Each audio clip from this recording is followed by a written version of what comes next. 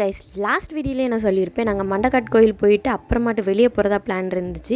So வீட்டுக்கு போய் அப்படியே சாப்பிட்டுட்டு அம்மாவை கொண்டு வீட்லேயும் விடணும். அண்ணனையும் உள்ள தூக்கி போட்டு கூட்டிகிட்டு போயிட்டோம். 1 வீக் வந்து அம்மா வீட்டில் ஸ்டே பண்ணிட்டு இருக்கணும். அது வந்து விருந்துக்கு வருவாங்கன்னு சொன்னனால நாங்கள் கோயிலுக்கு போனனால அம்மாவும் இங்கேருந்து வந்தனால அவங்கள கொண்டு வீட்டில் விடுறதுனால நாங்கள் அந்த சாக்கில் வெளியே எங்கேயாச்சும் சுத்த போகலான்னு சொல்லிட்டு நானுமே கிளம்பி வந்துட்டேன். அப்படி அங்கே அம்மாவை விட்டுட்டு வர வெளில ஒரு மாதா கோயில் உண்டு, அங்கேயும் போயிட்டு இனி கான் சாப்பிட போகலான்னு சொன்னாங்க. ஸோ இந்த ஸ்பாட்டில் தான் அடிக்கடி இவங்க வந்து சாப்பிடுவாங்களாம். ஸோ நானும் வந்துட்டு போய் ட்ரை பண்ணலான் இருந்தேன். ஆக்சுவலாக நாங்கள் ஃபேமிலி டூர் போகும்போது அந்த கார்ன் வந்துட்டு மசாலா போட்டு சுட்டுலாம் தருவாங்க தெரியுமா, அது வந்துட்டு எனக்கு இது வரைக்கும் செட் ஆனதில்லை. பயந்து தான் சாப்பிட்டேன். ஆனால் வந்துட்டு வேறு லெவலில் இருந்துச்சு டேஸ்ட்டு. லொக்கேஷன் உங்களுக்கு நான் வீடியோவில் காமிக்கும்போது உங்களுக்கு தெரிஞ்சிருக்கும். எனக்கு கரெக்டான ஸ்பாட் இது வந்துட்டு கிளியராக தெரியல. பட் காவல் கிணறுலேருந்து நார்கோயில் போகக்கூடிய புது ஹைவே ரோடுன்னு சொன்னாங்க. இங்கே இந்த கடையில் நீங்கள் வேறு யாரெல்லாம் ட்ரை பண்ணியிருக்கீங்க அப்படின்னு சொல்லிட்டு கமெண்ட்லேயும் சொல்லுங்கள். இந்த அண்ணா கடையில் காடை முட்டை கூட இருக்குன்னாங்க. அது இன்னொரு நாள் ட்ரை பண்ணிட்டு அதுவும் எப்படி இருக்குன்னு சொல்லிட்டு நான் வீடியோவில் சொல்கிறேன். நாங்கள் 3 பேர் தான் போயிருந்தனால 3 கார்ன் தான் சொல்லியிருந்தோம். நமக்கு ஏற்ற மாதிரி அவங்க மசாலா நம்மளுக்கு ஹெவியாக போடனாலும் ஹெவியாக போட்டு தருவாங்க. எனக்கு நான் வந்துட்டு லைட்டாக தான் எடுக்கிறதுனால எனக்கு வந்துட்டு லைட்டாக போட்டு தந்தாங்க. சீரியஸாகவே நாங்கள் சாப்பிட்டோம், செம்மையாக இருந்துச்சு.